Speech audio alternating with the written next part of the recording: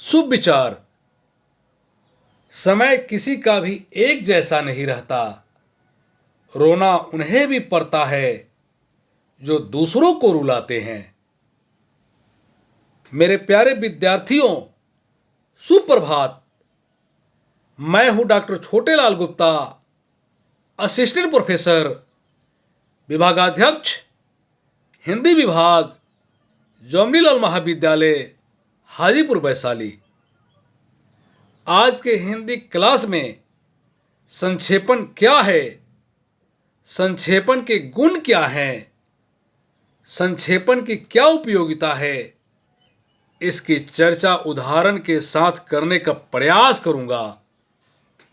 अब आप ध्यान से सुने। संक्षेपण क्या है?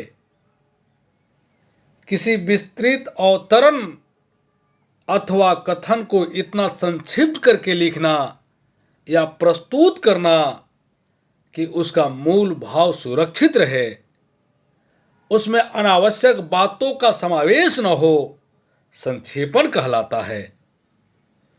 संक्षेपण को सार लेखन, संक्षिप्तीकरण, संक्षेप लेखन या संक्षेपिका लेखन भी कहते हैं।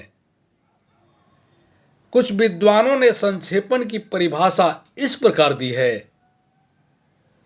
प्रोफेसर नलिन बिलोचन शर्मा के अनुसार संक्षेपीकरण को हम किसी बड़े ग्रंथ का संक्षिप्त संस्करण, बड़ी मूर्ति का लघु अंकन और बड़े चित्र का छोटा चित्रण करना संक्षेपण कहलाता है। हरदेव बाहरी के अनुसार किसी लंबी चौड़ी बात को थोड़े में या संक्षेप में कहना ही संक्षेपण कहलाता है। इसमें अप्रासंगिक एवं अनावश्यक बातों को छोड़कर मतलब की बात ग्रहण की जाती है और उसे अपने शब्दों में कहा जाता है। इन परिभाषाओं से स्पष्ट है कि संक्षेपण अपने आप में एक पूर्ण रचना है।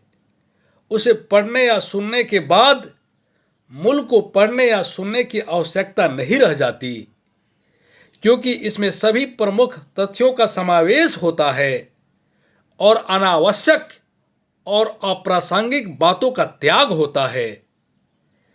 इस प्रकार कम शब्दों में अपने विचारों को सरल, स्पष्ट और सुबोध शैली में प्रस्तुत करना ही संक्षेपण है।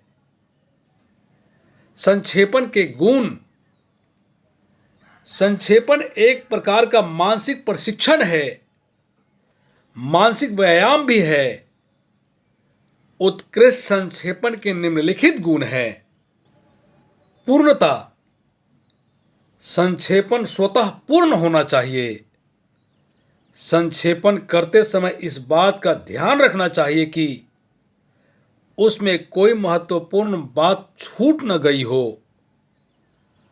आवश्यक और अनावश्यक अंशों का चुनाव खूब सोच समझ कर करना चाहिए। यह अभ्यास से ही संभव है।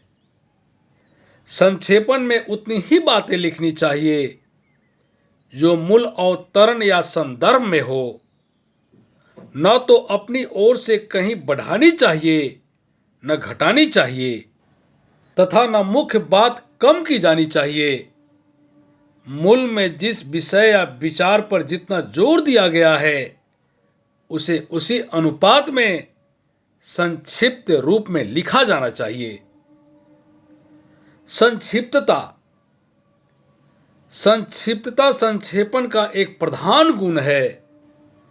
यद्यपि इसके आकार का निर्धारण सामान्यतः मूल का तृतीयांश यानी एक तिहाई होना चाहिए। इसमें व्यर्थ विशेषण, दृष्टांत, उद्धरण, व्याख्या नहीं होने चाहिए। लंबे लंबे शब्दों और वाक्यों के स्थान पर सरल और सुस्पष्ट शब्द और छोटे छोटे वाक्य होने चाहिए। अस्पष्टता। संक्षेपण की अर्थव्यंजना स्पष्ट होनी चाहिए। मूल अवतरण का संक्षेपण ऐसा होना चाहिए जिसके पढ़ने से मूल संदर्भ का अर्थ पूर्णता और सरलता से स्पष्ट हो जाए। ऐसा न हो कि संक्षेपण का अर्थ स्पष्ट करने के लिए मूल संदर्भ को पुनः पढ़ना पड़े। अतएव संक्षेपण में जो कुछ लिखा जाए वह बिल्कुल स्पष्ट हो। भाषा की सरलता। संक्षेपण के लिए यह बहुत जरूरी है कि उसकी भाषा सरल और परिष्कृत हो। क्लिष्टता या कठिन भाषा का प्रयोग नहीं होनी चाहिए। भाषा को किसी भी हालत में अलंकृत नहीं होनी चाहिए। जो कुछ लिखा जाए वह साफ साफ हो, उसमें किसी तरह का चमत्कार या घुमाव फिराव लाने की कोशिश न की जाए। शुद्धता। संक्षेपण में भाव और भाषा की शुद्धता होनी चाहिए। शुद्धता से हमारा अभिप्राय यह है कि संक्षेपण में वे ही तथ्य एवं विषय लिखने चाहिए जो मूल संदर्भ में हो। कोई भी बात अशुद्ध, अस्पष्ट या ऐसी न हो जिसके अलग अलग अर्थ लगाए जा सके। इसमें मूल के आशय को विकृत या परिवर्तित करने का अधिकार नहीं होता। न अपनी ओर से किसी तरह की टिक्का टिप्पणी होनी चाहिए। भाषा व्याकरणोचित होनी चाहिए, टेलीग्राफिक नहीं। प्रवाह और क्रमबद्धता। संक्षेपण में भाव और भाषा का प्रवाह एक आवश्यक गुण है। भाव क्रमबद्ध हो और भाषा प्रवाह पूर्ण। क्रम और प्रवाह के संतुलन से ही संक्षेपण का स्वरूप निखरता है। वाक्य सुसंबद्ध और गठित हो। प्रवाह बनाए रखने के लिए वाक्य रचना में जहां तहां अतः, अतएव, तथापि जैसे शब्दों का प्रयोग किया जा सकता है। एक भाव दूसरे भाव से संबद्ध हो, उनमें तार्किक क्रमबद्धता रहनी चाहिए। संक्षेपण की उपयोगिता। संक्षेपण की उपयोगिता कहां कहां होती है, इसका विस्तार से चर्चा करते हैं।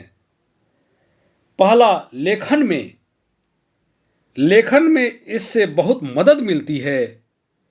इसके अभ्यास से अपनी बात को स्पष्टता, सफलता और प्रभावकारी ढंग से कहने की सामर्थ्य बढ़ती है।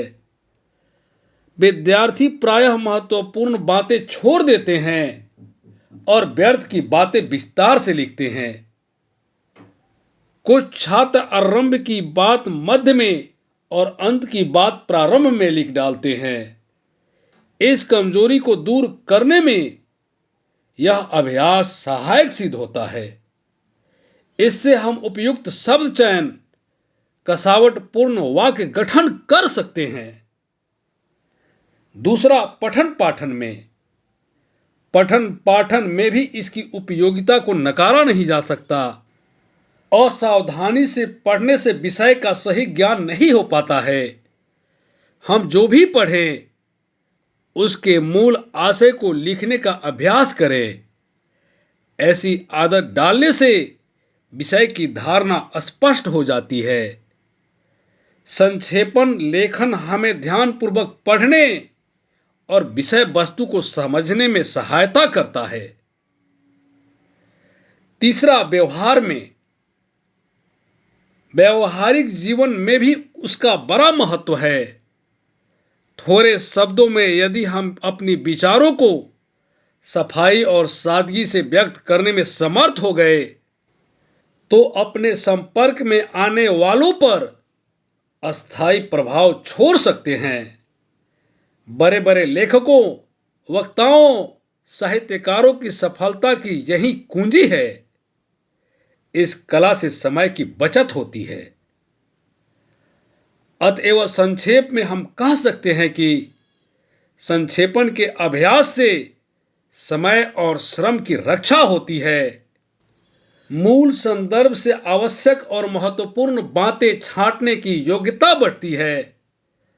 कम से कम शब्दों में अधिक से अधिक बातों एवं तथ्यों को व्यक्त करने की क्षमता प्राप्त होती है। इस कला से गागर में सागर भरने का गुण लेखक एवं वक्ता को प्राप्त होती है। आइए अब एक अवतरण से कैसे संक्षेपण लिखते हैं इस पर विचार करते हैं। दिए गए अवतरण को ध्यान से पहले पढ़ते हैं। पढ़ने के बाद इस अवतरण के कुल शब्दों की गिनती कर लेते हैं। ध्यान रहे कि कुल शब्दों के 1/3 शब्दों में ही संक्षेपण लिखना है। फिर इसका एक उपयुक्त शीर्षक देते हैं, जैसे कि दिया गया है पर्यावरण प्रदूषण। फिर अवतरण को संक्षिप्त कर 1/3 शब्दों में संक्षेपण लिख डालते हैं, जो उदाहरण में दिया गया है। इस प्रकार आज के क्लास में हमने संक्षेपण पर विस्तार से चर्चा की है। धन्यवाद।